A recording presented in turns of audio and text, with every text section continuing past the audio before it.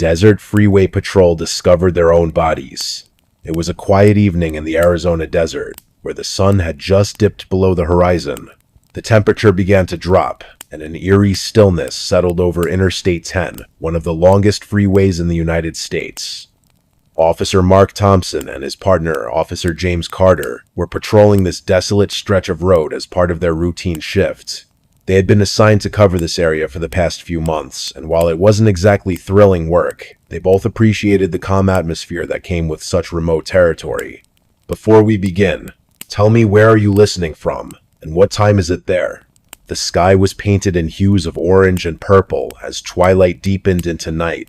The only sounds breaking the silence were the distant hum of passing semis and the occasional rustling of wind through the sparse vegetation lining the roadside. It was around 7:30 p.m. when Mark decided to pull over near mile marker 247, just west of Phoenix. He wanted to check something on his patrol car's GPS system. It had been acting up all day, and James agreed to use the time to stretch his legs after hours of sitting in the cramped vehicle. "Hey, Jim," Mark called out casually. "You mind grabbing me a bottle of water from the cooler? I'm parched." James nodded without hesitation, walking around to the back of the patrol car. As he bent down to open the trunk, he noticed something odd, a faint glow emanating from inside the storage compartment. Curiosity piqued. He reached in cautiously, expecting perhaps a flashlight or some other equipment left behind by maintenance staff. But what he found stopped him cold. Inside the trunk lay two lifeless bodies, perfectly preserved and dressed in uniforms identical to their own. Their badges gleamed under the dim light spilling from the overhead lamp, bearing names eerily familiar: Mark Thompson and James Carter. James froze mid-motion, his breath catching in his throat. For a moment, he couldn't process what he was seeing. His hands trembled as he reached out tentatively, brushing against the cold metal surface of the trunk lid. A chill ran down his spine, sending shivers coursing through his entire body. What is this?" he whispered aloud, though no answer came save for the howling wind sweeping across the barren landscape. Meanwhile, Mark remained oblivious inside the car, fiddling with the GPS console. He glanced at the clock on the dashboard, 7:35 p.m., and wondered why James was taking so long. Growing impatient, he leaned toward the passenger door and shouted, "Jim, did you find my water yet?" There was no response. Concerned now, Mark stepped out of the vehicle and looked around. The fading light made it difficult to see clearly, but he could make out James standing rigidly beside the open trunk. Something about his posture seemed off, too stiff, too unnatural. "Jim?" Mark approached slowly, worry creeping into his voice. "You okay, buddy?" As he drew closer, James turned to face him, his expression pale and haunted. Before either man could speak, however, another sound pierced the air, a low groan followed by the unmistakable creak of metal hinges. Both officers spun around simultaneously, their eyes locking onto the source of the noise. The rear doors of their patrol car swinging wide open, a figure emerged from within, clad in a uniform bearing the insignia of the Arizona Highway Patrol. Its movements were jerky, almost robotic, as if controlled by invisible strings. The face was obscured by shadows cast by the setting sun, but there was no mistaking the outline of its features or the badge pinned proudly to its chest. Mark stumbled backward, his heart pounding like a drumbeat in his ears. Who are you?" he stammered, reaching instinctively for his holstered gun. The figure didn't respond immediately. Instead, it tilted its head slightly, as though considering whether to answer. Then, in a voice devoid of emotion, it spoke. "We've been waiting for you." James let out a strangled cry, backing away until his back hit the side of the patrol car. "Waiting for us? What does that mean?" The figure took a step forward, closing the distance between itself and the two officers. Each movement sent ripples of dread coursing through their veins, freezing them in place despite every instinct screaming to run. Behind it, more shapes began emerging from the darkness, uniformed silhouettes moving in perfect synchronization, surrounding the pair like predators encircling prey. "You don't belong here," the lead figure continued, its tone monotone yet chilling.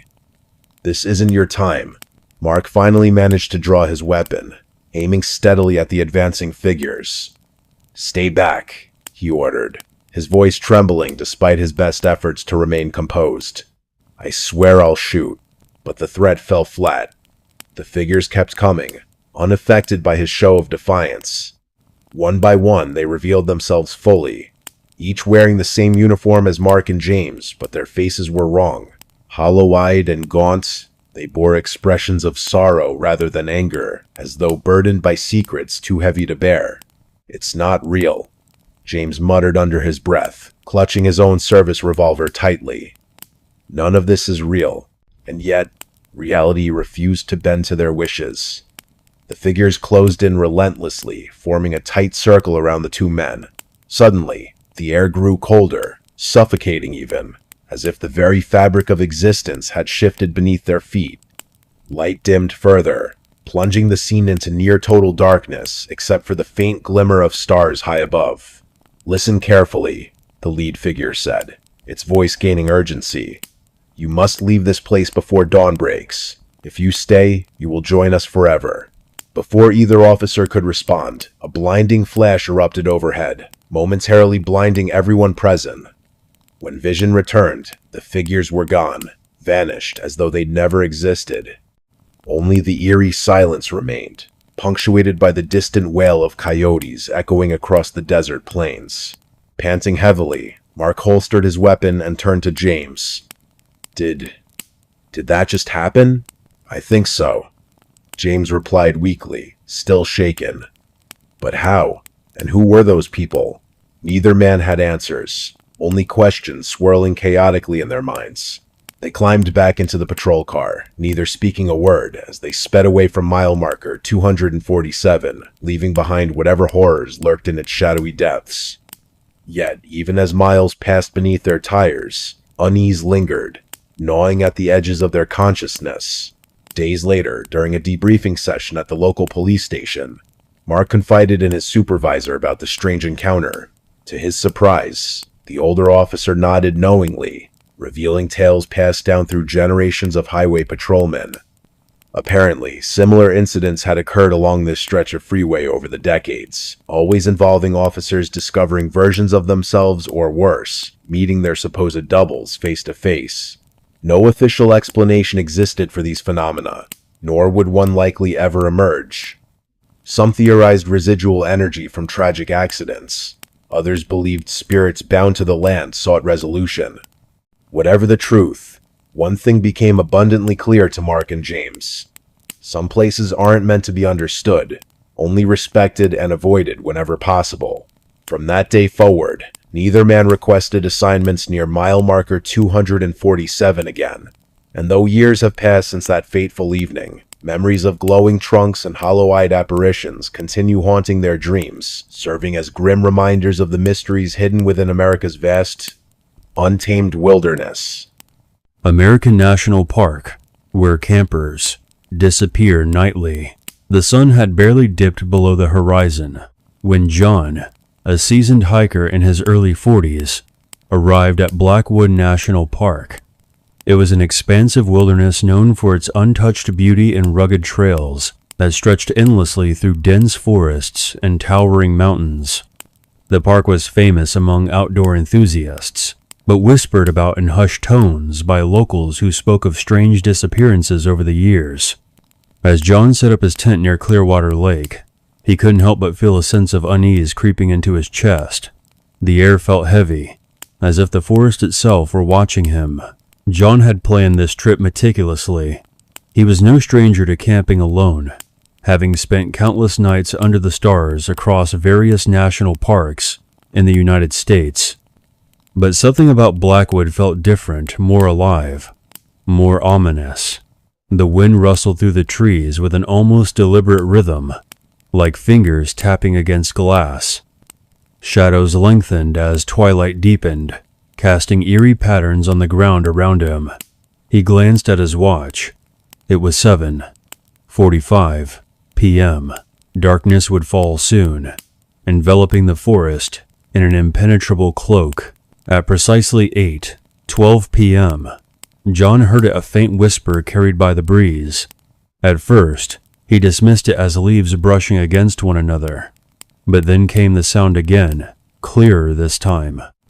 It wasn't natural. It sounded human, though distorted, as if spoken from far away yet somehow close enough to make his skin crawl. His heart quickened, and he scanned the surrounding woods, squinting through the dim light. There was nothing there, or so it seemed. By 9:00 p.m., night had fully descended, wrapping the park in absolute darkness. Only the moonlight filtering through the canopy provided any illumination. John sat by his small campfire, trying to shake off the growing dread. He thought back to the stories he'd read online, before embarking on this journey, tales of campers vanishing without a trace, their gear left untouched, their tents zipped shut as if they had simply walked out or been taken. As midnight approached, the temperature dropped sharply. Frost began forming on the grass nearby, despite it being late spring. John pulled his jacket tighter around him, wishing he had brought something warmer. The silence of the forest was oppressive, broken only occasionally by the distant call of some nocturnal creature. Yet even those sounds seemed muted, as if the entire ecosystem held its breath. Then, at exactly 12:37 a.m., everything changed. A sudden gust of wind extinguished John's fire, plunging him into complete darkness. Panic surged within him as he fumbled for his flashlight, his hands trembling uncontrollably. When he finally switched it on, the beam revealed something that made his blood run cold. Standing just beyond the edge of the light was a figure tall, gaunt, and eerily still. Its face was obscured by shadows, but John could swear it was staring directly at him. He froze, unable to move or speak. Time seemed to stretch infinitely as the figure remained motionless, as though waiting for something or someone. Then, without warning, it turned and melted into the darkness, leaving John alone once more. Or so he thought. For the rest of the night, John experienced phenomena he couldn't explain. Footsteps echoed behind him when he knew he was the only person in the vicinity. Branches snapped unnaturally close to his tent, and every now and then, he caught glimpses of fleeting shapes darting between the trees, always just out of reach. Each time, his flashlight failed to capture anything tangible, as if whatever haunted the forest existed just beyond the threshold of reality. When dawn broke at 6:15 a.m., John packed his belongings hastily, eager to leave the cursed place behind. As he dismantled his tent, he noticed something chilling etched into the dirt. Where his sleeping bag had lain a single word, written in what appeared to be claw marks: leave. Shaken to his core, John did exactly that, vowing never to return to Blackwood National Park. Weeks later, while recounting his experience to friends, he learned that others had reported similar encounters in the same area. Some claimed to have seen shadowy figures lurking in the woods. Others described hearing voices calling their names in the dead of night. A few brave souls attempted to investigate further, but none returned to tell their tale. To this day, Blackwood remains a mystery, a haunting reminder of the unknown forces that dwell in the wild places of America. For those who dare to venture there, the question lingers: are you truly alone in the dark, or is something else watching, waiting patiently for its next victim? Midwest Highway, where exits led nowhere, the sun had just begun its descent, casting long shadows across the Midwest landscape. It was a quiet evening in late autumn when Emma Carter found herself driving alone on Highway 47. The highway stretched endlessly before her, a ribbon of asphalt cutting through fields of golden corn and darkening skies. She glanced at the clock on her dashboard, 6:15 p.m., and sighed. Her phone's battery was dangerously low, and there was no service for miles.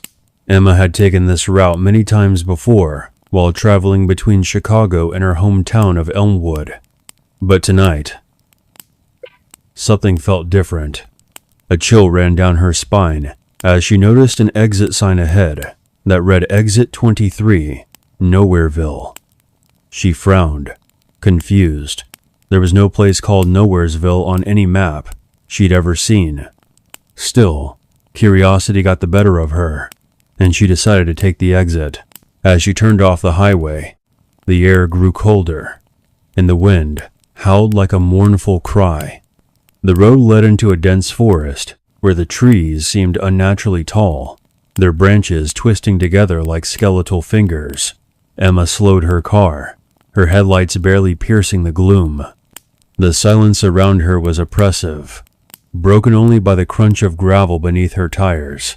She parked near what appeared to be an abandoned gas station with rusted pumps and shattered windows. Inside, cobwebs hung from every corner, and dust coated everything. On the counter, a single newspaper lay open to an article about missing persons. Emma shivered, feeling as though unseen eyes watched her every move. She quickly stepped back outside, locking the car doors behind her. It was then she heard a soft whisper, carried by the wind. At first, it sounded distant, but soon the voices grew louder, overlapping one another, until they became a cacophony of murmurs. Panic set in as Emma realized none of the sounds came from anywhere visible. She climbed back into her car, starting the engine with trembling hands. As she drove away, she caught sight of figures moving among the trees, silhouettes too pale to be human, their movements jerky and unnatural. Back on the main highway, Emma tried to shake off the encounter, convincing herself it must have been some trick of the light or her imagination. Yet, each mile marker seemed wrong somehow. What should have been a straightforward journey back to Elmwood now twisted unpredictably. Signs pointing toward familiar towns disappeared entirely, replaced by cryptic messages like "Stay" and "Turn back." By 8:30 p.m., exhaustion began creeping over her. The endless expanse of road offered little comfort, especially as darkness deepened around her. Then, without warning, her car sputtered and died. Stranded once more, Emma stepped out into the night, flashlight in hand. The temperature had dropped significantly, and frost clung to the blades of grass lining the roadside. A figure emerged from the shadows, a man dressed in old-fashioned clothing, his face obscured by a wide-brimmed hat. He spoke softly, his voice tinged with sorrow. "You shouldn't have come here," he said, shaking his head slowly. Before Emma could respond, he vanished into thin air, leaving behind only the faint scent of earth and decay. Desperate, she walked along the highway, hoping to find help. Hours passed, and still, nothing changed. Every attempt to retrace her steps ended in failure, as if the road itself refused to let her leave. By midnight, despair settled heavily upon her shoulders. In the distance, she saw lights flickering, an old diner nestled beside the highway. With renewed hope, she approached cautiously. Inside, the diner was eerily silent except for the hum of fluorescent lighting. Booths sat empty, menus untouched. Behind the counter stood a woman whose presence sent chills up Emma's spine. Her smile was warm, yet her eyes held a cold emptiness. "Welcome," she greeted, gesturing for Emma to sit. "What can I get you?" Emma hesitated, unsure whether to trust the stranger, but hunger and fatigue overwhelmed her caution. She ordered coffee and pie, both of which arrived steaming hot moments later. As she ate, the woman leaned closer, lowering her voice conspiratorially. "This road, it doesn't end," she whispered. "Not for everyone. Some people stay forever." Suddenly, Emma understood why the diner felt so wrong. The patrons who had once filled these seats were gone, their spirits lingering instead. The realization hit her like a freight train, and she bolted from the diner, abandoning her meal. Outside, the highway stretched infinitely in either direction, offering no escape. Dawn broke over the horizon, painting the sky in hues of orange and pink. Exhausted and defeated, Emma slumped against her car, tears streaming down her face. Somewhere deep within the woods, the whispers resumed, louder than before.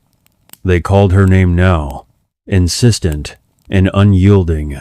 Hours turned into days, and days blurred into weeks. No rescue came. The world beyond this stretch of highway ceased to exist. Emma eventually stopped fighting, accepting her fate as one of the forgotten souls trapped along the Midwestern highway, where exits lead nowhere. And so, she joined the chorus of whispers, forever haunting those foolish enough to venture too far. Missing Girl in Haunted House. It was a cold November evening in the small town of Blackwater, Ohio. Before we begin, tell me, where are you listening from, and what time is it there? The air carried an unsettling stillness that made even the bravest residents uneasy. At dusk, when shadows began to stretch unnaturally long across Maple Street, one 7-year-old Emily disappeared without a trace from her family's century-old house. Her parents, John and Martha, had gone out for groceries at precisely 6:30 p.m., leaving Emily alone with instructions not to leave the property. The house itself was infamous among locals as one of the oldest structures in Blackwater, built in the early 1802 by a reclusive carpenter named Jonathan Hale. Stories about strange occurrences within its walls were whispered around campfires and shared during late-night conversations. Some claimed they could hear faint piano music playing deep inside on quiet nights, while others swore they saw ghostly figures standing at the windows before vanishing into thin air. Despite these rumors, no one dared investigate further until tragedy struck close to home. When John and Martha returned shortly after 7 p.m., they found the front door slightly ajar despite locking it securely before leaving. Inside, everything seemed untouched except for Emily's favorite scarf lying crumpled on the floor near the fireplace. Panic set in quickly as calls went unanswered throughout the empty rooms filled with antique furniture covered in dust sheets. Shadows danced eerily along the walls under flickering candlelight cast by old chandeliers swaying gently, though there wasn't any breeze present indoors. Martha remembered how earlier that day she had caught Emily staring intently out their upstairs bedroom window towards the dense woods behind the house. When asked what she was looking at so intently, Emily only replied vaguely about seeing something move beyond the trees, but dismissed it afterward, saying it must have been just her imagination playing tricks on her. That memory now haunted Martha deeply because those very woods, surrounded by tall iron fences, rusted over time due to neglect, were rumored to be cursed since colonial times according to local folklore. As hours turned into days, search parties scoured every corner of Blackwater, including nearby forest trails where some believed supernatural beings lurked waiting for unsuspecting victims. Detectives interviewed neighbors who recounted bizarre sightings, such as glowing orbs floating above rooftops late at night, or hearing unexplained laughter echoing through empty streets. One elderly woman named Mrs. Thompson mentioned seeing Emily walking hand in hand with someone invisible down Main Street just moments before disappearing completely right before her eyes. A story dismissed initially, yet added fuel to growing fears among townsfolk. Meanwhile, inside the supposedly abandoned Hale house located 2 miles away from Emily's residence, investigators discovered chilling evidence linking both properties together. Hidden beneath layers of grime covering the attic floorboards lay handwritten letters dated back centuries signed by none other than Jonathan Hale himself, detailing his pact with unknown entities, promising prosperity in exchange for sacrifices made within specific locations marked on crude maps drawn hastily alongside cryptic symbols meant presumably to summon dark forces. Among these marks clearly indicated coordinates matching Emily's home address, causing shivers down spines of seasoned law enforcement officers, accustomed dealing only with mundane crimes up until this point. Weeks passed with no solid leads regarding Emily's whereabouts, despite extensive media coverage bringing national attention onto sleepy little Blackwater.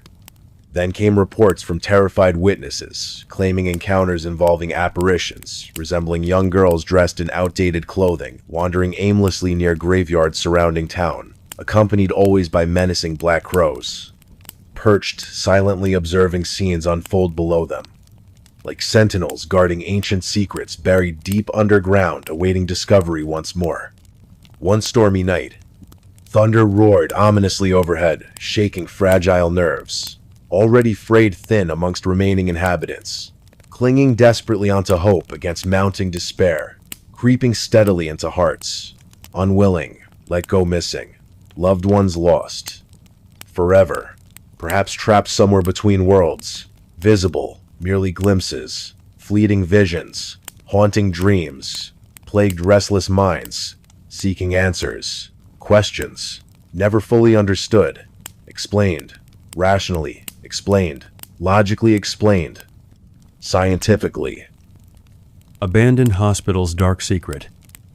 It was a chilly autumn evening when the sun began to dip below the horizon, casting long shadows across the desolate landscape of Silent Pines Hospital.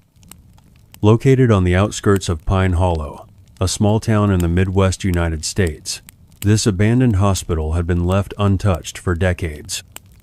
Its crumbling walls whispered secrets from another time, and its windows, now shattered by years of neglect, stared blankly into the distance like hollow eyes. The air around it carried an eerie stillness, as if even the wind dared not disturb what lay within. The name of the protagonist is Emily Carter, a curious journalist with a passion for uncovering hidden truths. She arrived at Silent Pines just after dusk, her car headlights cutting through the thick fog that clung to the ground. Her heart pounded against her chest as she stepped out of the vehicle, the crunch of gravel beneath her boots echoing unnaturally loud in the silence. She adjusted the strap of her camera bag over her shoulder and took a deep breath before walking toward the ominous entrance. Emily had heard rumors about Silent Pines all her life. Stories passed down through generations spoke of strange occurrences, unexplained noises, and shadowy figures seen moving inside the building late at night. Some claimed it was cursed. Others believed it harbored something far darker than superstition could explain. But Emily wasn't one to shy away from mystery. She thrived on it. Tonight, she intended to uncover the truth behind these tales once and for all. As she approached the massive iron gates guarding the hospital grounds, they creaked open slightly, as if inviting her in. A shiver ran down her spine, but she pressed forward, her flashlight beam slicing through the gloom. The main doors of the hospital groaned under her touch, protesting their forced movement after so many years of rest. Once inside, the oppressive atmosphere hit her like a physical force. Dust hung heavy in the air, catching the light from her flashlight and creating an almost ethereal glow. Every step she took produced a soft thud that reverberated through the empty halls, making her feel both incredibly alone and yet somehow watched. Her first stop was the reception area, where old records might still be stored. As she rummaged through dusty cabinets filled with yellowed papers, she found patient files dating back to the early 20th century. Many contained notes written hastily, detailing symptoms no modern doctor would recognize. One file in particular caught her attention, a case involving a young girl named Clara Brown, who had been admitted in the 1950s. According to the records, Clara exhibited signs of extreme fear and paranoia, claiming she saw dark shapes following her wherever she went. Despite numerous treatments, including electroshock therapy, Clara's condition worsened until she mysteriously disappeared from the hospital without a trace. Intrigued, Emily decided to explore further. Leaving the reception area behind, she ventured deeper into the hospital, her footsteps growing quieter as carpeted floors replaced tiled ones. The second floor housed what used to be the pediatric ward, and as she entered, a wave of sadness washed over her. Cribs stood frozen in time, their blankets tattered but intact, as though waiting for children who would never return. In the corner of one room, a rocking chair swayed gently despite there being no breeze. Emily froze, her breath hitching in her throat. That couldn't be possible, could it? She snapped a picture, her hands trembling slightly as she did so. Just as the flash went off, a cold gust of wind swept through the hallway, extinguishing her flashlight. Panic set in momentarily, but she quickly retrieved backup batteries from her bag and restored the light. Moving cautiously, she continued her investigation, each new discovery adding another piece to the puzzle of Silent Pine's dark past. On the third floor, she discovered a locked door marked with caution tape. Curiosity got the better of her, and using a crowbar she'd brought along, she managed to pry it open. Beyond the door lay a staircase spiraling downward into darkness. Hesitating only briefly, she descended, her mind racing with possibilities. At the bottom, she found herself in a dimly lit basement filled with medical equipment long since obsolete. Among the clutter, however, was something unexpected: a series of journals belonging to Dr. Jonathan Hale, the head physician during the hospital's operational years. Flipping through the pages, Emily learned of experiments conducted in secret, pushing the boundaries of ethics and morality. Patients deemed hopeless cases were subjected to procedures designed to tap into unknown realms of consciousness. Dr. Hale believed he could unlock hidden potential within the human mind, but his methods often resulted in catastrophic consequences. Several entries mentioned failures leading to severe psychological trauma or death. Others hinted at success, but at what cost? One entry, dated shortly before the hospital closed, described a breakthrough involving a group of patients who began exhibiting extraordinary abilities. However, these abilities came with a price: uncontrollable aggression, detachment from reality, and an insatiable hunger for connection with forces beyond comprehension. It became clear to Emily that whatever happened here had driven the hospital staff to abandon it abruptly, leaving everything behind. But then, something shifted in the air around her. The temperature dropped sharply, and the sound of faint whispers filled the space. Emily spun around, her flashlight sweeping wildly, but nothing was there. Or was there? From the shadows emerged shapes neither fully human nor entirely defined. They moved slowly, deliberately, their presence suffocating. Emily backed away, her pulse thundering in her ears, until she stumbled backward onto the cold concrete floor. Who are you?" she stammered, her voice barely audible above the rising tide of dread. The figures didn't respond, but their forms seemed to shift, taking on familiar features. Faces of patients long gone stared back at her, their eyes filled with sorrow and anger. Among them was Clara Brown, her wide, frightened gaze locking onto Emily's. The little girl reached out a hand, her lips forming silent words that sent chills coursing through Emily's body. Summoning every ounce of courage, Emily scrambled to her feet and bolted up the stairs, the sounds of pursuit close behind her. Reaching the main level, she burst through the front doors and sprinted toward her car, the engine roaring to life as soon as she turned the key. Tires screeched against the gravel as she sped away, glancing in her rearview mirror, only to see the silhouette of Silent Pines looming larger than ever against the night sky. Breathing heavily, Emily pulled over a few miles down the road, her hands shaking as she typed furiously on her laptop. She knew she had to document everything while it was still fresh in her mind. Hours passed as she wrote, piecing together the fragments of Silent Pine's tragic history. When dawn finally broke, painting the world in hues of orange and pink, she realized one thing with certainty: some secrets are meant to stay buried. From that day forward, Emily dedicated herself to sharing the stories of those trapped within Silent Pines, hoping to bring closure to their restless spirits. Yet, despite her efforts, she couldn't shake the feeling that Clara, or whatever remained of her, was still watching, waiting for the moment when Emily might return. Lost Souls of Old Mansion. Lost Souls of Old Mansion. The sun had just begun to set over the quiet town of Elmwood, casting long shadows across the cobblestone streets. It was a chilly autumn evening, with crisp leaves crunching underfoot as the wind whispered through the towering oaks lining the main road. At 6:15 p.m., the old Grayson mansion, on the outskirts of town, stood ominously against the darkening sky. The once majestic estate had been abandoned for decades, its Gothic architecture now cloaked in ivy and mystery. Jonathan Carter, a local historian in his early 30s, found himself drawn to the property after hearing countless stories from the townsfolk. He carried with him only a flashlight, notebook, and an inexplicable sense of foreboding that made his heart race with each step closer to the ancient iron gates. The air grew colder as he approached, and an unsettling silence enveloped the area. Even the wind seemed to hold its breath. As Jonathan pushed open the creaking gates at exactly 6:32 p.m., he noticed something peculiar about the mansion's facade. The windows, though broken and covered in grime, appeared to shift their gaze as if watching his every move. The front door hung slightly ajar, swaying gently despite the absence of wind.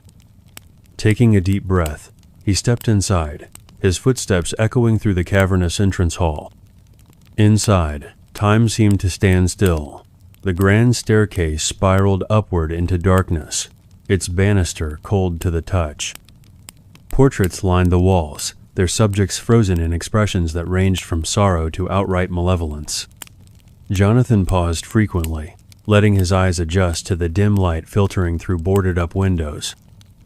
At precisely 7:04 p.m., he began documenting his observations, noting how the temperature dropped significantly deeper within the house.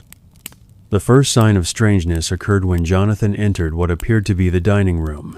The clock on the far wall struck 7, yet it wasn't synchronized with his wristwatch, which showed 7:08 p.m.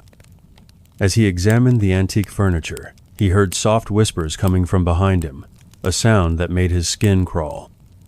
Turning quickly, he found nothing but empty space where moments ago he could have sworn seeing shadowy figures moving at the edge of his vision. Moving cautiously through the mansion, Jonathan reached the library at 7:23 p.m. Here, the atmosphere shifted dramatically. Books lay scattered across the floor, their pages torn and blackened as if exposed to fire. Yet, there was no smell of smoke or soot. On one of the remaining shelves, he discovered a leather-bound journal dated back to the early 1900s. Flipping through its yellowed pages, he read accounts of strange occurrences written by previous residents, disappearances, unexplained noises, and sightings of ghostly apparitions. At 7:45 p.m., Jonathan decided to venture upstairs, drawn by an irresistible pull toward the third floor. Each step creaked beneath his weight, amplifying the tension building within him. When he finally reached the top landing, he encountered a door unlike any other in the house. Carved with intricate patterns resembling human faces contorted in agony, it emitted a faint glow that pulsed in rhythm with his heartbeat. Before opening the door at exactly 8:03 p.m., Jonathan hesitated. His rational mind told him to leave immediately, but curiosity overwhelmed him. Pushing the door open revealed a room bathed in unnatural light. In its center stood a circular table surrounded by chairs, each bearing the name of someone who had once lived in the mansion. The names were familiar. They matched those mentioned in the journal entries he'd read earlier. Suddenly, the temperature plummeted further, and the air grew thick with anticipation. Jonathan felt as though invisible eyes were studying him from every corner of the room. A voice, low and mournful, echoed around him. "Why have you come?" It wasn't a question meant to be answered, but rather a statement filled with sorrow and longing. Realizing he might not escape unscathed, Jonathan attempted to backtrack at 8:15 p.m. However, the mansion seemed to resist his departure. Doors slammed shut on their own, corridors twisted into impossible angles, and the whispers grew louder, forming words that chilled him to the bone. Faces appeared in mirrors, reaching out with skeletal hands, while cold spots moved erratically throughout the space. By 8:30 p.m., Jonathan found himself back in the mysterious room, unable to leave despite his desperate attempts. The voices became clearer now, telling stories of betrayal, murder, and despair. He learned that the Grayson family had practiced dark rituals within these walls, binding spirits unwillingly to the property. Their descendants had tried to break the curse, resulting in numerous deaths and disappearances over the years. As midnight approached, Jonathan realized his only chance of survival lay in confronting the source of the haunting directly. Using knowledge gained from the journal, he performed a ritual designed to release the trapped souls. This act required immense courage, as it involved standing in the circle of power while enduring the full force of the spirit's wrath. At exactly 12:00 a.m., the mansion shook violently as the ritual reached its climax. Shadows writhed and screamed, their forms becoming more defined before dissolving into nothingness. One by one, the tormented souls found peace, their energy leaving the building entirely. When the last spirit departed, the mansion fell silent, its oppressive atmosphere lifting like a heavy fog. Exhausted but victorious, Jonathan left the Grayson mansion shortly after 1:00 a.m. Though physically unharmed, he bore emotional scars from his encounter with the supernatural. The experience changed him profoundly, making him question the boundaries between life and death, reality and illusion. In the days that followed, Jonathan documented everything meticulously, sharing his findings with paranormal researchers worldwide. The Grayson Mansion remains closed to the public, serving as a reminder of humanity's fascination with the unknown and our occasional recklessness in pursuing answers. For those brave enough to listen, the mansion still tells its story, a tale of lost souls seeking redemption and one man's journey into darkness. Vanishing Man in Creepy Motel. The Vanishing Man in Creepy Motel. It was a chilly October evening when Jonathan arrived at the edge of Blackwater, a small town in the Midwest that seemed to have been forgotten by time. The air carried an unusual stillness, and the only sounds were the distant hush of wind through skeletal trees and the faint hum of cicadas. Jonathan had been driving for hours after his flight from Chicago was canceled due to bad weather. His GPS led him to a secluded motel called the Whispering Pines, its neon sign flickering unevenly as if struggling to stay alive.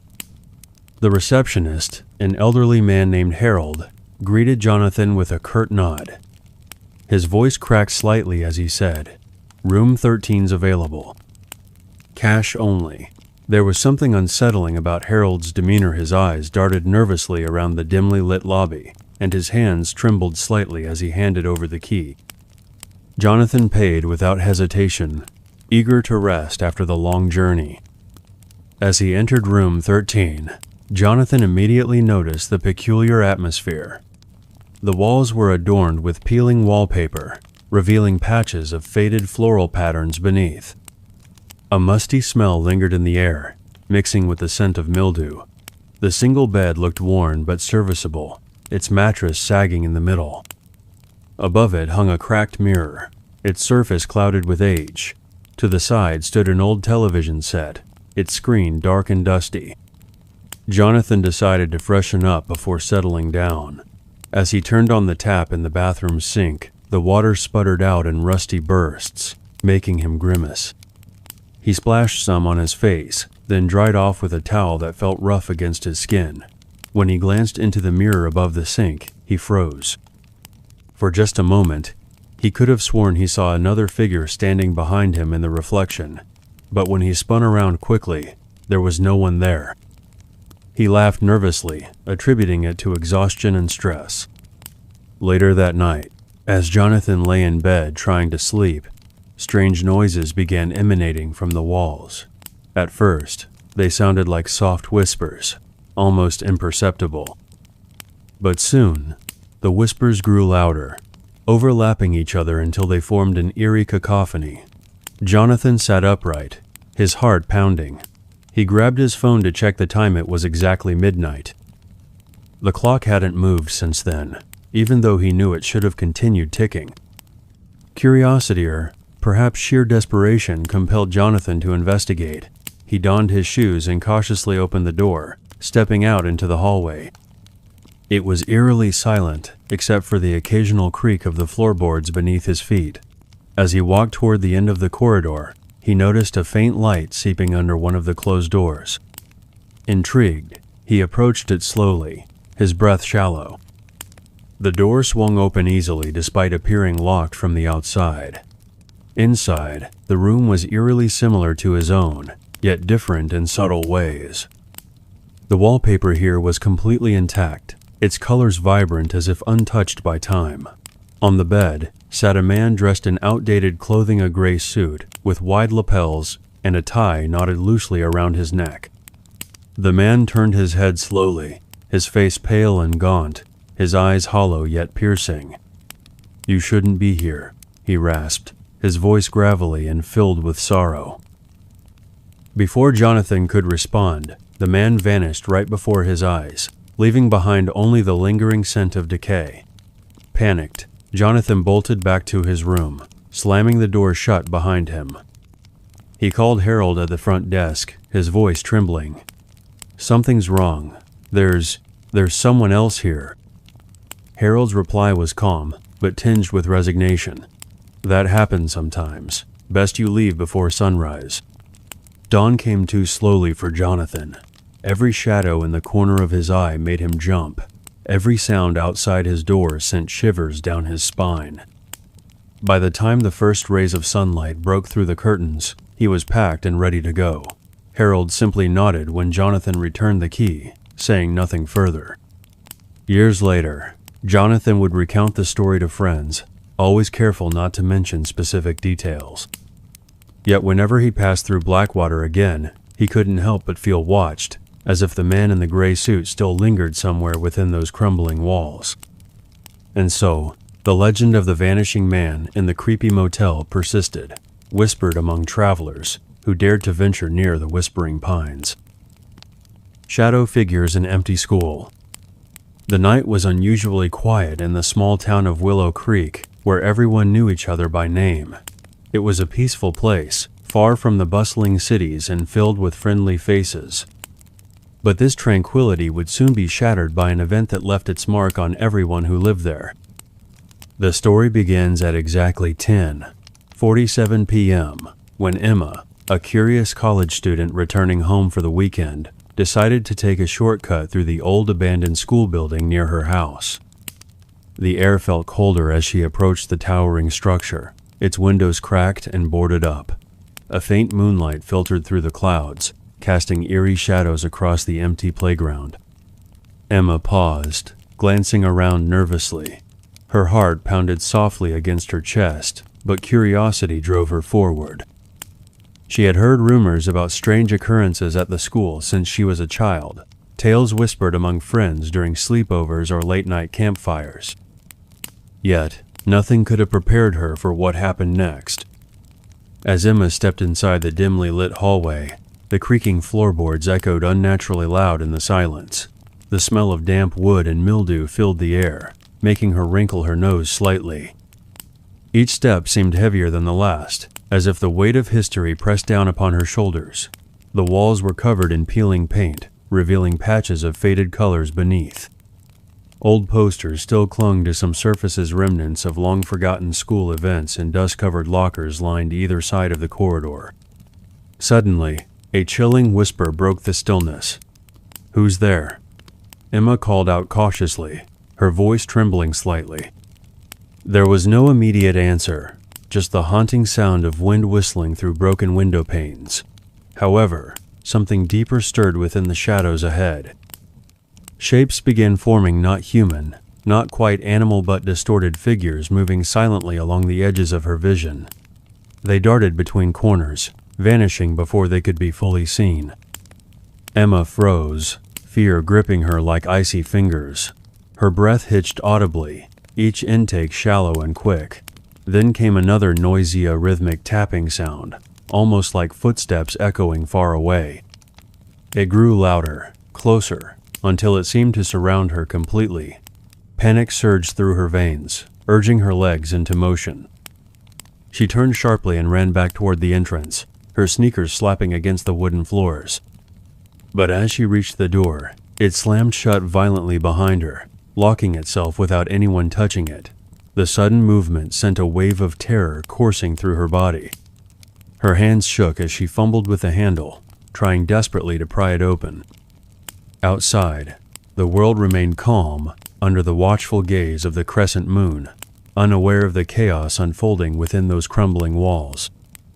Inside, the shadow figures grew bolder, emerging fully now from their hiding places, their forms twisted unnaturally, elongated limbs stretching impossibly thin, while grotesque heads swiveled unnaturally. Eyes glowed faintly red, reflecting an unnatural intelligence. One figure stepped directly in front of Emma, blocking her path. Its mouth opened wide in a silent scream, teeth jagged and menacing. Emma screamed aloud this time, her voice piercing the oppressive atmosphere. Desperation fueled her actions as she searched frantically for any escape route. To her right lay the auditorium doors, slightly ajar despite being locked years ago. Without hesitation, she bolted towards them, pushing hard against the resistance. The doors groaned loudly as they gave way, allowing her passage into the cavernous room beyond. The auditorium was even darker than the hallways, save for the faint glow emanating from the emergency exit sign high above. Rows of seats stretched endlessly before her, all tilted slightly upward toward the stage. Dust particles floated lazily in beams of light, filtering through cracks in the ceiling. As Emma tiptoed carefully down the aisles, avoiding loose boards that might betray her position, she noticed something peculiar. The seats closest to the stage bore carvings etched deeply into the wood. Symbols unfamiliar yet disturbingly intricate adorned every surface. Her mind raced trying to make sense of it all when suddenly, the lights flickered on momentarily, illuminating the entire space. On the stage stood several shadow figures, arranged neatly in rows as though performing some macabre play. Their movements synchronized perfectly, creating patterns too complex for random chance. When the lights went out again, Emma found herself paralyzed with dread, unable to move or breathe properly. Minutes passed, or perhaps hours, time lost meaning amidst such overwhelming fear. Gradually, the presence of the shadow figures diminished, retreating once more into the recesses of darkness. Eventually, Emma managed to unlock the main doors leading outside, stepping gratefully into the cool night air. Breathing heavily, she glanced one final time over her shoulder at the ominous silhouette of the school, before running all the way home. Back in safety, Emma tried explaining what happened to her parents, but disbelief clouded their expressions. Over subsequent days, she discovered similar accounts documented throughout Willow Creek's history students disappearing without trace, teachers reporting unexplained disturbances, and townsfolk refusing to venture near the property after dark. Some claimed the land itself carried curses tied to ancient rituals performed centuries earlier by settlers seeking protection from unknown forces. Despite warnings from locals, Emma couldn't shake the feeling that her encounter wasn't over. Nights became restless, plagued by vivid dreams featuring those same shadowy entities watching her from afar. Paranoia set in, manifesting as constant checking of locks and curtains drawn tightly shut. Even daylight offered little comfort anymore. One evening, armed with courage bolstered by research findings, Emma returned to the school accompanied by Marcus, her childhood friend equally intrigued by supernatural phenomena. Together, they vowed to uncover truths buried deep within these haunted halls. Armed with flashlights and recording equipment, they ventured cautiously inside, retracing Emma's previous steps while documenting everything meticulously. At first, nothing unusual occurred. Then, midway through the second floor, Marcus stopped abruptly, pointing towards a particular classroom door. Written in chalk on its surface appeared words neither recognized immediately. They remember. Chills rippled down both spines simultaneously. Before either could react further, the temperature dropped significantly, frost forming instantly on nearby surfaces. Within moments, shadow figures reappeared, circling the pair menacingly. This time, however, Emma noticed subtle differences among them, some carrying objects resembling tools or weapons, others wearing garments reminiscent of different eras spanning decades. Realization dawned slowly. These weren't mere ghosts trapped between worlds. They represented fragments of memories belonging to countless individuals connected somehow to this very location.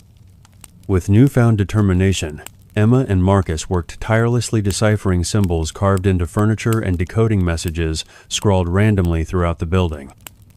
Piece by piece, a horrifying picture emerged involving experiments conducted secretly during wartime aimed at harnessing psychic energies. Many participants perished tragically, their spirits forever bound to this cursed site. Armed with knowledge gleaned from their investigation, Emma devised a plan to sever ties binding the shadow figures to reality. Utilizing specific frequencies captured via recordings combined with chants translated from ancient texts, she hoped to release them finally. Execution proved perilous, requiring immense concentration amidst escalating attacks from enraged entities desperate to maintain their existence. Success arrived unexpectedly, marked by a blinding flash followed by profound silence. Exhausted but triumphant, Emma and Marcus exited the school together, leaving behind echoes of liberation resonating softly within its hollow chambers. Though peace restored temporarily, questions lingered unanswered regarding origins and purposes driving such malevolent presences. Life resumed normalcy eventually for residents of Willow Creek, though fewer dared approach the old school grounds ever again. For Emma, scars remained invisible yet indelible reminders of experiences transcending ordinary comprehension. And sometimes, late at night, she swore hearing faint whispers calling her name. Ghostly presence in family home. Ghostly presence in family home. The sun had just begun to dip below the horizon in the small town of Maplewood, casting long shadows across the quiet streets. It was a typical evening in late October when Emily Carter first noticed something unusual about her family home. The air felt heavier than usual as she walked through the front door after a long day at work. She paused for a moment, taking in the familiar surroundings of the living room, the old wooden furniture that had been in the family for generations, the soft glow of the lamp on the side table, and the faint scent of lavender from her mother's favorite candles. It was around 7:30 p.m. when Emily first heard it, a soft, almost imperceptible whisper coming from the hallway. Her heart skipped a beat as she stood frozen in place. "Hello?" She called out cautiously, her voice trembling slightly. There was no response, but the feeling of being watched lingered in the air like an invisible presence, paused with suspense. Emily's family had lived in this house for over 30 years. It was a charming two-story colonial-style home located on Elm Street, known for its creaky floorboards and ancient oak tree in the backyard. The house had always seemed full of life, filled with laughter and memories. But lately, strange things had been happening that couldn't be easily explained. A few weeks earlier, Emily's younger brother, Jake, had reported hearing footsteps in his bedroom late at night. He described them as slow and deliberate, moving back and forth across the ceiling above his bed. At first, he thought it might be their pet cat, Luna, but upon investigation, neither the cat nor any other explanation could account for the sounds. Emily remembered how Jake's usually cheerful demeanor had turned serious when he recounted the experience to their parents during dinner one evening. Pause for reflection. The following week, it was Emily's turn to experience something unexplainable. One morning around 5:45 a.m., she woke up to find her bedroom door slightly ajar, even though she distinctly remembered closing it before going to sleep. What made it more unsettling was the trail of cold spots leading from her bed to the doorway. When she mentioned it to her mother, Margaret, she received a knowing look that suggested her mother had experienced similar phenomena in the past, but never spoke about it openly. Margaret Carter, a woman of deep faith and practical nature, shared her own encounter one rainy afternoon while folding laundry in the basement. She claimed to have seen a shadowy figure standing at the bottom of the stairs, watching her silently. The figure disappeared as soon as she turned to get a better look, leaving behind only the faint smell of vanilla and cinnamon, scents that reminded her of her deceased grandmother who used to live in the house many years ago. Pause with emotional weight. As days turned into weeks, The occurrences became more frequent and varied. Sometimes it was the sound of children laughing in the distance, though there were no children living nearby. Other times, it was the inexplicable movement of objects, a picture frame turning itself around, a chair scooting across the floor without anyone touching it. Each incident left the family members questioning their own sanity and searching for rational explanations. One particularly chilling evening, around 11:00 p.m., the entire family gathered in the living room after hearing multiple knocks on the walls throughout the house. The pattern was unmistakable. 3 sharp raps followed by a pause, then 2 more. It seemed to be coming from different parts of the house simultaneously. Emily's father, Thomas, a man who rarely showed fear, admitted later that night how the experience had shaken him to his core, paused with tension.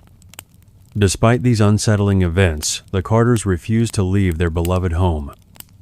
Instead, they decided to document everything systematically, keeping a journal of dates, times, and specific details of each occurrence. This methodical approach helped them identify patterns and establish connections between seemingly random events.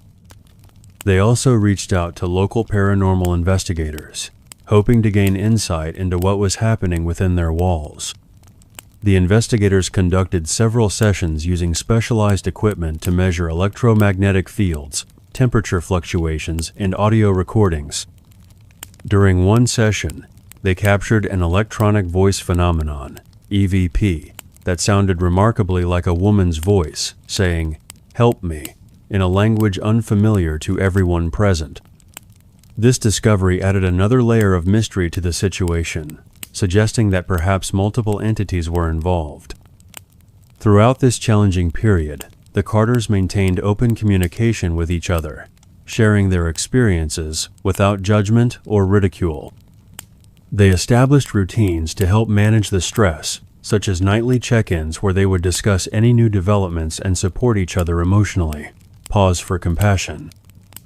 As time passed, the family began noticing subtle changes in the nature of the haunting. What once felt threatening gradually evolved into something more protective and guiding. Objects started appearing in places where they were most needed.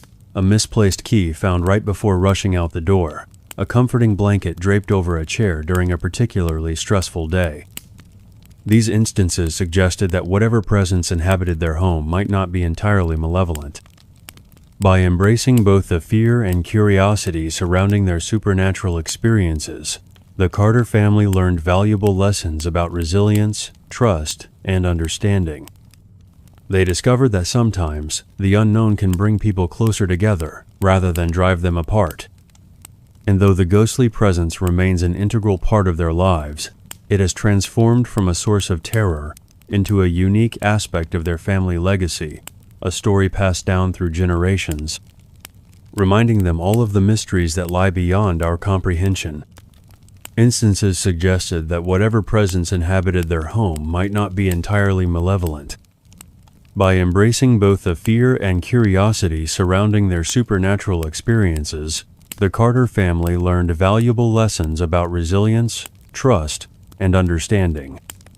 They discovered that sometimes the unknown can bring people closer together rather than drive them apart. And though the ghostly presence remains an integral part of their lives, it has transformed from a source of terror into a unique aspect of their family legacy, a story passed down through generations, reminding them all of the mysteries that lie beyond our comprehension. Disappeared hiker near cursed cabin. The sun was setting over the dense Appalachian Mountains, casting long shadows across the rugged terrain. It was late October, and autumn's golden hues painted the forest in shades of orange, red, and yellow. The crisp air carried a chill that hinted at the approaching winter. In this serene yet foreboding landscape, an ordinary day turned into something far more sinister. This is the story of Matthew Carter, a 34-year-old hiker from Asheville, North Carolina. A seasoned outdoorsman with years of experience exploring the wilderness, Matthew had always been drawn to the remote corners of the Appalachians. On this particular afternoon, he decided to venture near the infamous Black Hollow Cabin, a dilapidated structure nestled deep within the forest. Local legends spoke of strange occurrences around the cabin, but Matthew dismissed these tales as mere folklore. At approximately 2:45 p.m., Matthew parked his vehicle at the designated trailhead just off Highway 19. He double-checked his gear water bottles filled to the brim, a sturdy backpack containing emergency supplies, and his trusty camera slung over his shoulder. As he stepped onto the winding dirt path, the crunch of fallen leaves beneath his boots echoed through the stillness of the woods. The temperature dropped noticeably as he ventured further away from civilization. Matthew's initial excitement quickly gave way to unease as he approached the cabin's location. Around 4:15 p.m., the sunlight began to fade, leaving the forest bathed in an eerie twilight. The trees seemed to close in around him, their gnarled branches twisting like skeletal fingers reaching for the heavens. Strange sounds, rustling in the underbrush, distant whispers carried by the wind made his skin prickle with discomfort. Yet, driven by curiosity, he pressed on. By 5:00 p.m., Matthew stood before the cursed cabin itself. Its wooden walls were weathered and gray, covered in moss and vines that clung tenaciously to its surface. The roof sagged precariously, and one of the windows hung crookedly, its glass shattered long ago. A faint, acrid smell wafted from inside, making Matthew pause and reconsider entering. But his adventurous spirit prevailed, and he stepped cautiously onto the creaking porch. Inside, the atmosphere was oppressive. Dust motes floated lazily in the dim light filtering through cracks in the walls. Furniture lay broken and overturned, as if some violent struggle had taken place decades ago. On the fireplace mantel, a single photograph caught Matthew's eye on, old black and white image of a family standing proudly in front of the same cabin. Their faces wore expressions of joy, starkly contrasting with the desolation surrounding them now. Matthew felt a pang of sadness mixed with curiosity. As he explored further, the hairs on the back of his neck stood on end. Footsteps echoed faintly above him, though there was no second floor. A cold breeze swept through the room despite all windows being boarded up. At 6:15 p.m., Matthew realized it was time to leave. The sun had fully set, plunging the forest into darkness punctuated only by the glow of his flashlight. But as he stepped outside, panic gripped him. The familiar trail leading back to his car had vanished, replaced by an endless maze of identical-looking paths. The stars above offered little comfort. They seemed distant and indifferent. Matthew tried retracing his steps, but each turn led him deeper into the labyrinthine woods. His flashlight battery began to weaken, casting increasingly erratic beams of light. Around 8:30 p.m., exhaustion overwhelmed him. He found a relatively sheltered spot beneath a large oak tree and settled down to rest, hoping morning would bring clarity. But sleep eluded him. Shadows danced menacingly at the edge of his vision, and voices whispered unintelligible phrases in his ears. By midnight, Matthew's fear had reached a fever pitch. He screamed into the void, demanding answers, but none came. Search parties were organized the following day when Matthew failed to return home. Volunteers scoured the area, calling out his name and shining flashlights into the dense foliage. They discovered his abandoned vehicle at the trailhead and followed the faint footprints leading toward the cursed cabin. Inside, they found nothing but the dusty remnants of its past inhabitants. Outside, the trails remained as disorienting as ever. Days turned into weeks, and despite extensive efforts, no trace of Matthew Carter was ever found. Some theorized he became lost and succumbed to exposure or wild animals. Others believed the cursed cabin claimed another victim, pulling him into its eternal grip. Locals whispered about sightings a lone figure wandering aimlessly near the cabin, forever trapped in the forest's embrace. And so, the legend grew. The cursed cabin continued to stand as a silent sentinel, guarding its secrets while preying upon the unwary souls who dared approach. For those who listened closely, They say you can still hear Matthew's cries echoing through the trees, a haunting reminder of what lies beyond the safety of civilization. Demonic entity inside rural farmhouse. The sun was setting over the small town of Eldridge Hollow, casting long shadows across the fields that surrounded a modest farmhouse on the outskirts. It was late October, and autumn's chill had begun to settle into the air. The leaves were turning vibrant shades of orange and red, but for the residents of this quiet farmstead, there would be no peace in the days ahead. This is their story, a tale of fear, mystery, and an entity that defied all understanding. It began with strange noises, soft whispers at first, barely audible over the creaks of the old wooden beams in the house. John Carter, a 42-year-old farmer, had always been skeptical about supernatural phenomena. He believed in hard work, honest living, and the land he tilled every day. His wife, Emily Carter, shared his practical outlook on life, though she often joked about how eerie the countryside could feel after dark. They lived with their 2 children, Mark, aged 12, and Lily, who was just 8 years old. Together, they formed a close-knit family, bound by love and mutual respect. One evening, as the family gathered around the dining table for dinner, something unusual happened. A sudden gust of wind swept through the house despite all windows being firmly shut. Candles flickered wildly before extinguishing themselves one by one.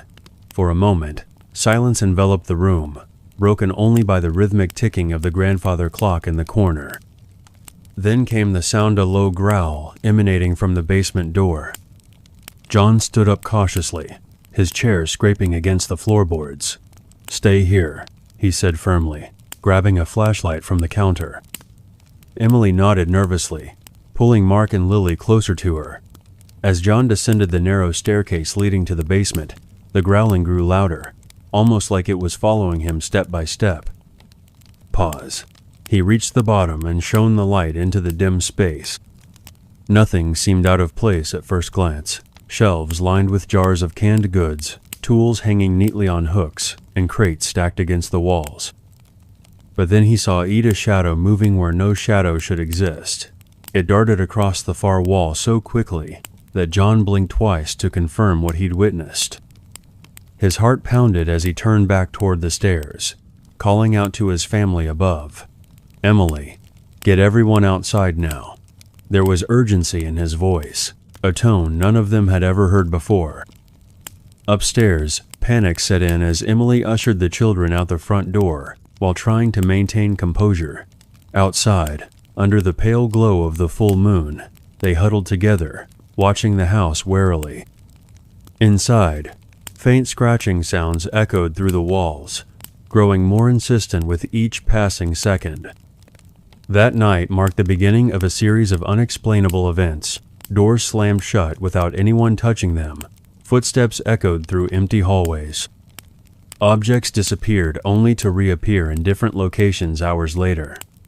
Most disturbing of all were the voice muffled yet distinct, speaking words no one could understand. That night marked the beginning of a series of unexplainable events. Doors slammed shut without anyone touching them. Footsteps echoed through empty hallways. Objects disappeared only to reappear in different locations hours later. Most disturbing of all were the voices muffled yet distinct, speaking words no one could understand. These occurrences weren't limited to nighttime either. During daylight hours, the atmosphere inside the farmhouse became oppressive, as if unseen eyes watched their every move. As days turned into weeks, tensions within the household escalated. Emily tried to keep things normal for the sake of the children, cooking meals and doing chores as usual, but even she couldn't hide her unease anymore. Mark became increasingly withdrawn, refusing to sleep alone in his room. Lily, still too young to fully grasp the situation, clung to her mother constantly, whispering about the man in the closet whenever she thought no one else could hear. Desperate for answers, John sought help from friends and neighbors. Some dismissed the incidents as mere coincidence or suggested rodents might be responsible for the noises. Others offered sympathetic nods, but avoided visiting the property altogether. Eventually, word reached Pastor Thompson, a kind-hearted man who ran the local church. Intrigued by the Carters' plight, he agreed to visit the farmhouse and conduct a blessing ceremony. Pastor Thompson arrived on a crisp Sunday morning, bringing with him holy water, candles, and prayers memorized over decades of ministry. The service commenced in the living room, where the entire family knelt alongside him. Chants filled the air, accompanied by the scent of burning sage intended to cleanse negative energies. At first, nothing seemed amiss. However, midway through the ritual, the temperature in the room plummeted dramatically. Frost formed on the window panes despite the warm weather outside. Suddenly, a loud crash resounded from upstairs, followed by another growl, this time much closer than before. Pastor Thompson paused mid-prayer, beads of sweat forming on his forehead. "Whatever you are," he declared solemnly, "leave this place immediately." Silence answered him momentarily, then laughter erupted, not human laughter, but guttural and menacing. It reverberated throughout the house, sending chills down everyone's spines. Without hesitation, the pastor grabbed his belongings and urged the Carters to leave the premises until further notice. Reluctantly, the family relocated temporarily to a relative's home in nearby Maple Ridge. Days passed, yet reports continued trickling in about disturbances occurring at the farmhouse. Neighbors claimed seeing lights flickering late at night when no one was supposed to be there. Hunters reported hearing screams echoing through the woods surrounding the property. Despite these warnings, John felt compelled to return once winter approached, determined to reclaim his ancestral home. Upon arrival, he noticed immediate differences. The once vibrant garden lay barren, plants wilting inexplicably overnight. The barn doors hung crookedly off their hinges, though he swore he'd left them secured days earlier. Stepping inside the main house, John called out cautiously, half expecting some response. Instead, he found everything eerily silent. Too silent. As he explored further, memories flooded back the laughter shared during holidays, the countless evenings spent reading aloud to the kids, the simple joys of rural living. Yet now, those memories felt tainted, overshadowed by dread. Reaching the attic, he discovered an old trunk hidden beneath layers of dust. Opening it revealed ancient artifacts, journals written in unfamiliar languages, drawings depicting grotesque figures, and charms meant to ward off evil spirits. Someone or something had used this house for purposes far darker than farming. Overwhelmed by the implications, John returned downstairs, sitting heavily on the couch. Hours ticked by unnoticed as he pored over the journal entries, piecing together fragments of history tied to the land. According to the writings, the original settlers of Eldridge Hollow had made pacts with entities dwelling beyond mortal comprehension, trading prosperity for protection. Over generations, however, such deals soured, leaving behind curses that lingered indefinitely. By dawn, John realized what needed to be done. Gathering his courage, he confronted the entity head-on, armed not with weapons but with knowledge gleaned from the journals. Standing in the center of the living room, he recited passages meant to banish malevolent forces. Each word resonated powerfully, shaking the very foundation of the house. Outside, storms brewed unexpectedly, lightning illuminating the sky in jagged streaks. That night marked the beginning of a series of unexplainable events. Doors slammed shut without anyone touching them. Footsteps echoed through empty hallways. Objects disappeared only to reappear in different locations hours later. Most disturbing of all were the voices, muffled yet distinct, speaking words no one could understand. These occurrences weren't limited to nighttime either. During daylight hours, the atmosphere inside the farmhouse became oppressive, as if unseen eyes watched their every move. As days turned into weeks, tensions within the household escalated. Emily tried to keep things normal for the sake of the children, cooking meals and doing chores as usual, but even she couldn't hide her unease anymore. Mark became increasingly withdrawn, refusing to sleep alone in his room. Lily, still too young to fully grasp the situation, clung to her mother constantly, whispering about the man in the closet whenever she thought no one else could hear. Desperate for answers, John sought help from friends and neighbors. Some dismissed the incidents as mere coincidence or suggested rodents might be responsible for the noises. Others offered sympathetic nods, but avoided visiting the property altogether. Eventually, word reached Pastor Thompson, a kind-hearted man who ran the local church. Intrigued by the Carters' plight, he agreed to visit the farmhouse and conduct a blessing ceremony. Pastor Thompson arrived on a crisp Sunday morning, bringing with him holy water, candles, and prayers memorized over decades of ministry. The service commenced in the living room, where the entire family knelt alongside him. Chants filled the air, accompanied by the scent of burning sage intended to cleanse negative energies. At first, nothing seemed amiss. However, midway through the ritual, the temperature in the room plummeted dramatically. Frost formed on the window panes despite the warm weather outside. Suddenly, a loud crash resounded from upstairs, followed by another growl, this time much closer than before. Pastor Thompson paused mid-prayer, beads of sweat forming on his forehead. "Whatever you are," he declared solemnly, "leave this place immediately." Silence answered him momentarily, then laughter erupted, not human laughter, but guttural and menacing. It reverberated throughout the house, sending chills down everyone's spines. Without hesitation, the pastor grabbed his belongings and urged the Carters to leave the premises until further notice. Reluctantly, the family relocated temporarily to a relative's home in nearby Maple Ridge. Days passed, yet reports continued trickling in about disturbances occurring at the farmhouse. Neighbors claimed seeing lights flickering late at night when no one was supposed to be there. Hunters reported hearing screams echoing through the woods surrounding the property. Despite these warnings, John felt compelled to return once winter approached, determined to reclaim his ancestral home. Upon arrival, he noticed immediate differences. The once vibrant garden lay barren, plants wilting inexplicably overnight. The barn doors hung crookedly off their hinges, though he swore he'd left them secured days earlier. Stepping inside the main house, John called out cautiously, half expecting some response. Instead, he found everything eerily silent. Too silent.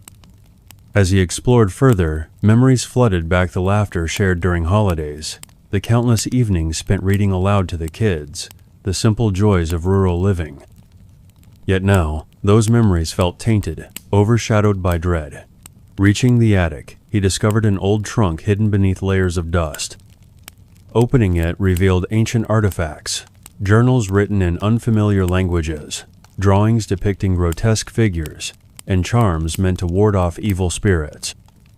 Someone or something had used this house for purposes far darker than farming. Overwhelmed by the implications, John returned downstairs, sitting heavily on the couch. Hours ticked by unnoticed as he pored over the journal entries, piecing together fragments of history tied to the land. According to the writings, the original settlers of Eldridge Hollow had made pacts with entities dwelling beyond mortal comprehension, trading prosperity for protection. Over generations, however, such deals soured, leaving behind curses that lingered indefinitely. By dawn, John realized what needed to be done. Gathering his courage, he confronted the entity head-on, armed not with weapons but with knowledge gleaned from the journals. Standing in the center of the living room, he recited passages meant to banish malevolent forces. Each word resonated powerfully, shaking the very foundation of the house. Outside, storms brewed unexpectedly, lightning illuminating the sky in jagged streaks.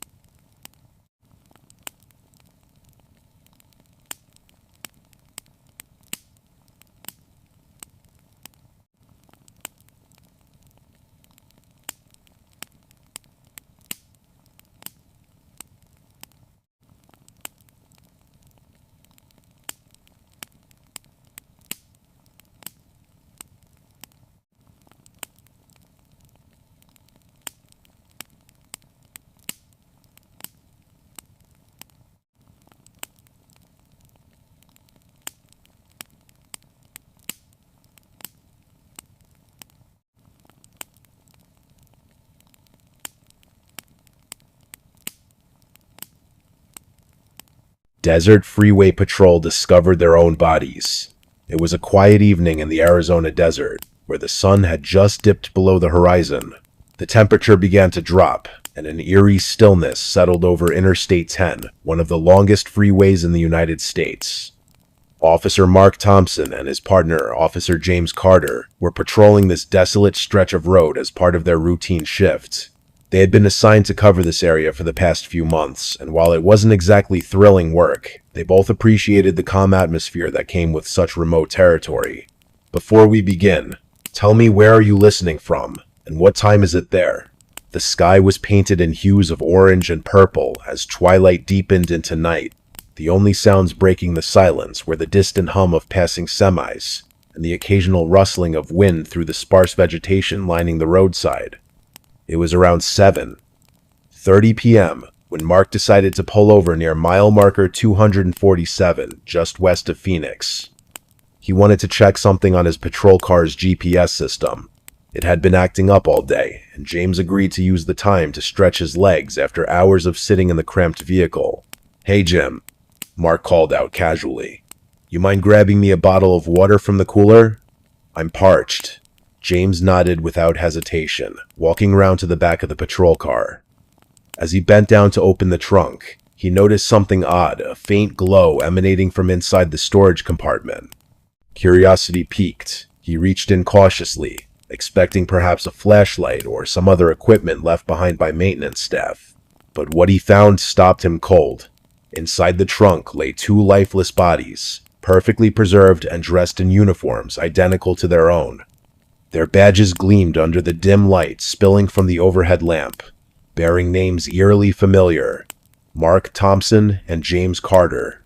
James froze mid-motion, his breath catching in his throat. For a moment, he couldn't process what he was seeing. His hands trembled as he reached out tentatively, brushing against the cold metal surface of the trunk lid. A chill ran down his spine, sending shivers coursing through his entire body. What is this?" he whispered aloud, though no answer came save for the howling wind sweeping across the barren landscape. Meanwhile, Mark remained oblivious inside the car, fiddling with the GPS console. He glanced at the clock on the dashboard, 7:35 p.m., and wondered why James was taking so long. Growing impatient, he leaned toward the passenger door and shouted, "Jim, did you find my water yet?" There was no response. Concerned now, Mark stepped out of the vehicle and looked around. The fading light made it difficult to see clearly, but he could make out James standing rigidly beside the open trunk. Something about his posture seemed off, too stiff, too unnatural. "Jim?" Mark approached slowly, worry creeping into his voice. "You okay, buddy?" As he drew closer, James turned to face him, his expression pale and haunted. Before either man could speak, however, another sound pierced the air, a low groan followed by the unmistakable creak of metal hinges. Both officers spun around simultaneously, their eyes locking onto the source of the noise. The rear doors of their patrol car swinging wide open, a figure emerged from within, clad in a uniform bearing the insignia of the Arizona Highway Patrol. Its movements were jerky, almost robotic, as if controlled by invisible strings. The face was obscured by shadows cast by the setting sun, but there was no mistaking the outline of its features or the badge pinned proudly to its chest. Mark stumbled backward, his heart pounding like a drumbeat in his ears. Who are you?" he stammered, reaching instinctively for his holstered gun. The figure didn't respond immediately. Instead, it tilted its head slightly, as though considering whether to answer. Then, in a voice devoid of emotion, it spoke. "We've been waiting for you." James let out a strangled cry, backing away until his back hit the side of the patrol car. "Waiting for us? What does that mean?" The figure took a step forward, closing the distance between itself and the two officers. Each movement sent ripples of dread coursing through their veins, freezing them in place despite every instinct screaming to run.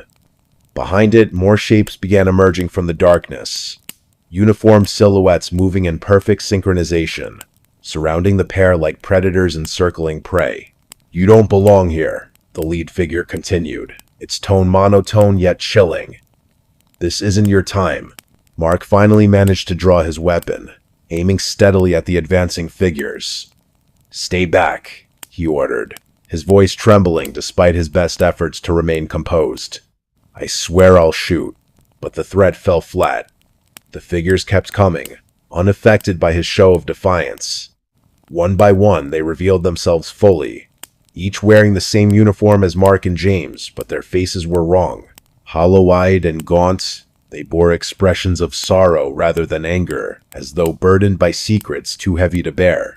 "It's not real," James muttered under his breath, clutching his own service revolver tightly. None of this is real, and yet reality refused to bend to their wishes. The figures closed in relentlessly, forming a tight circle around the two men. Suddenly, the air grew colder, suffocating even, as if the very fabric of existence had shifted beneath their feet. Light dimmed further, plunging the scene into near-total darkness, except for the faint glimmer of stars high above. "Listen carefully," the lead figure said, its voice gaining urgency.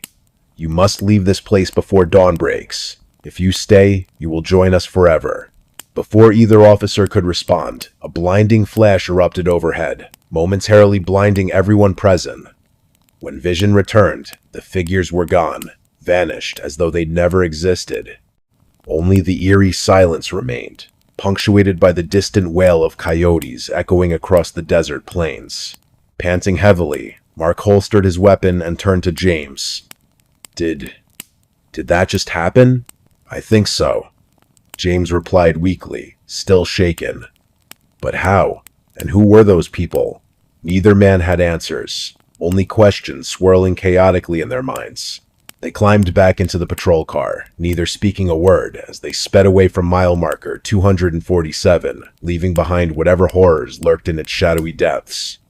Yet, even as miles passed beneath their tires, unease lingered, gnawing at the edges of their consciousness. Days later, during a debriefing session at the local police station, Mark confided in his supervisor about the strange encounter. To his surprise, the older officer nodded knowingly, revealing tales passed down through generations of highway patrolmen. Apparently, similar incidents had occurred along this stretch of freeway over the decades, always involving officers discovering versions of themselves or worse, meeting their supposed doubles face to face. No official explanation existed for these phenomena, nor would one likely ever emerge. Some theorized residual energy from tragic accidents. Others believed spirits bound to the land sought resolution. Whatever the truth, one thing became abundantly clear to Mark and James. Some places aren't meant to be understood, only respected and avoided whenever possible. From that day forward, neither man requested assignments near mile marker 247 again. And though years have passed since that fateful evening, memories of glowing trunks and hollow-eyed apparitions continue haunting their dreams, serving as grim reminders of the mysteries hidden within America's vast, untamed wilderness. American National Park, where campers disappear nightly. The sun had barely dipped below the horizon when John, a seasoned hiker in his early 40s, arrived at Blackwood National Park. It was an Desert Freeway Patrol discovered their own bodies. It was a quiet evening in the Arizona desert, where the sun had just dipped below the horizon. The temperature began to drop, and an eerie stillness settled over Interstate 10, one of the longest freeways in the United States. Officer Mark Thompson and his partner, Officer James Carter, were patrolling this desolate stretch of road as part of their routine shift. They had been assigned to cover this area for the past few months, and while it wasn't exactly thrilling work, they both appreciated the calm atmosphere that came with such remote territory. "Before we begin, tell me, where are you listening from, and what time is it there?" The sky was painted in hues of orange and purple as twilight deepened into night.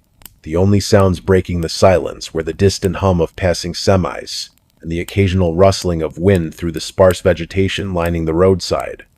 It was around 7:30 p.m. when Mark decided to pull over near mile marker 247, just west of Phoenix. He wanted to check something on his patrol car's GPS system. It had been acting up all day, and James agreed to use the time to stretch his legs after hours of sitting in the cramped vehicle. "Hey, Jim," Mark called out casually.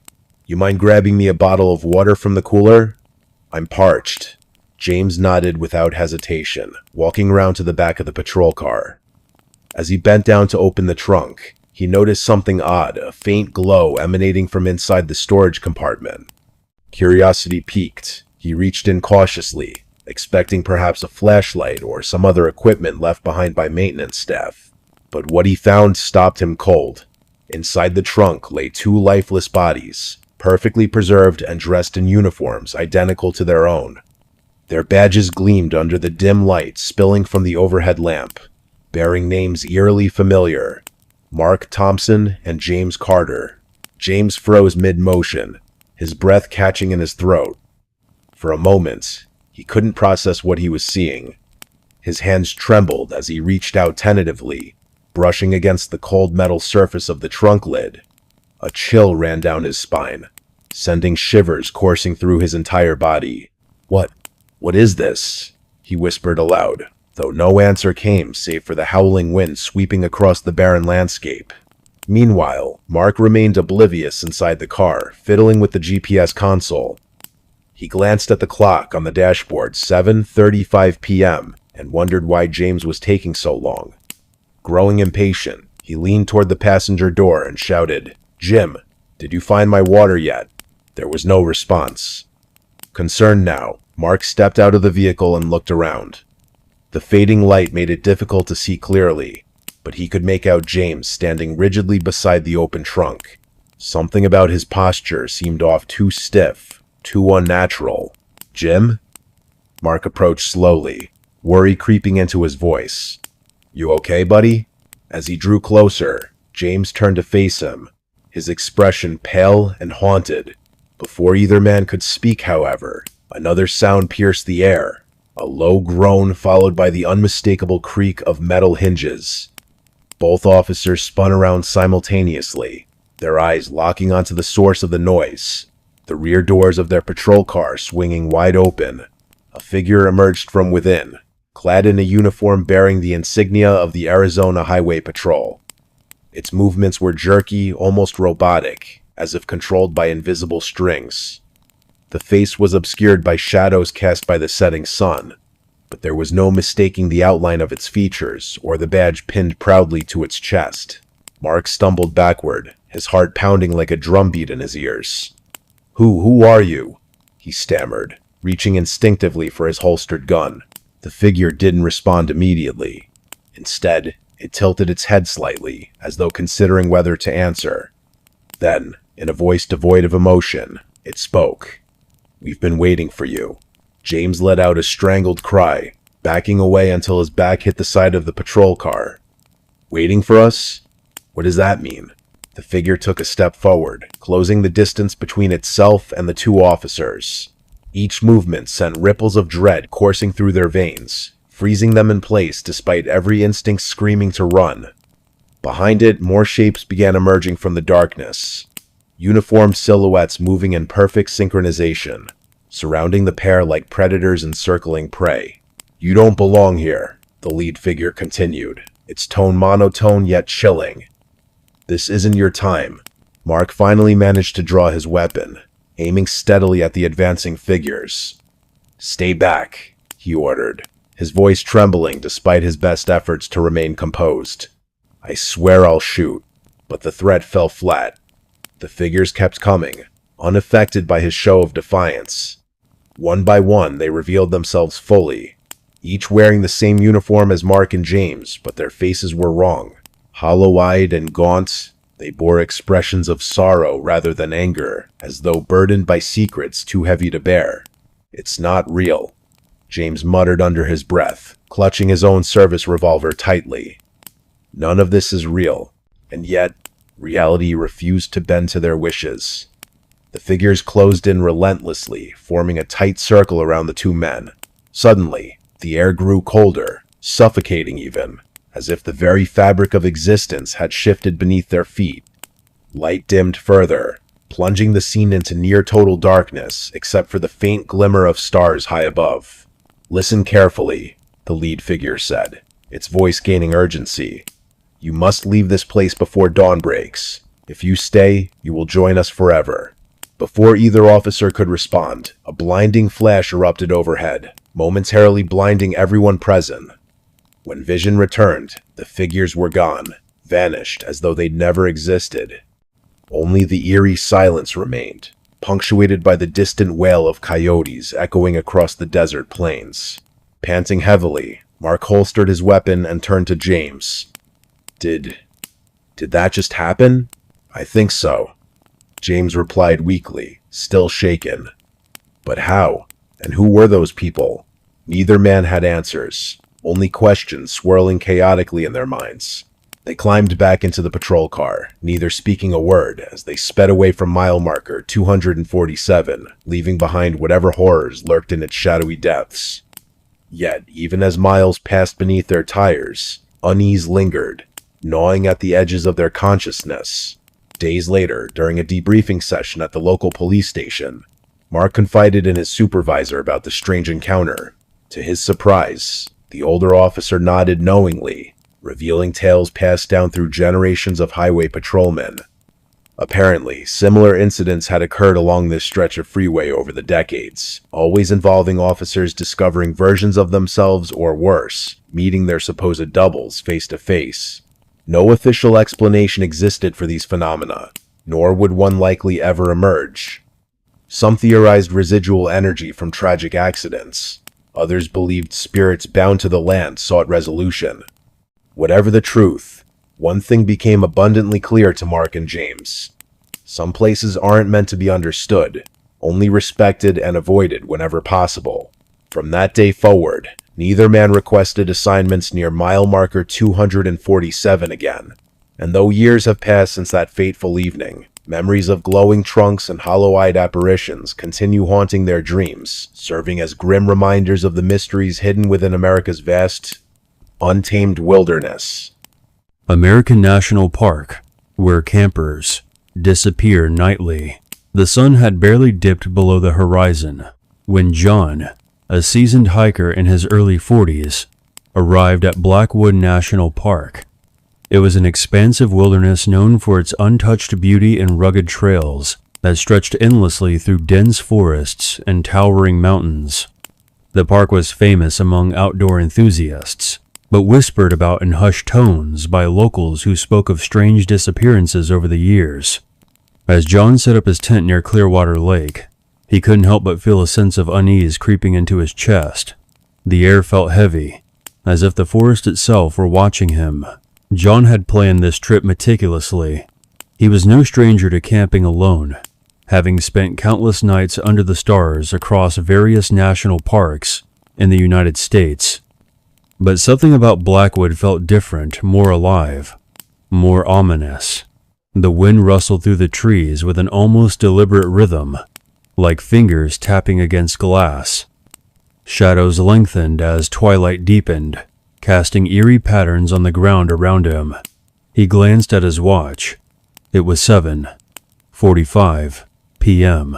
Darkness would fall soon, enveloping the forest in an impenetrable cloak. At precisely 8:12 p.m., John heard a faint whisper carried by the breeze. At first, he dismissed it as leaves brushing against one another. But then came the sound again, clearer this time. It wasn't natural. It sounded human, though distorted, as if spoken from far away yet somehow close enough to make his skin crawl. His heart quickened, and he scanned the surrounding woods, squinting through the dim light. There was nothing there, or so it seemed. By 9:00 p.m., night had fully descended, wrapping the park in absolute darkness. Only the moonlight filtering through the canopy provided any illumination.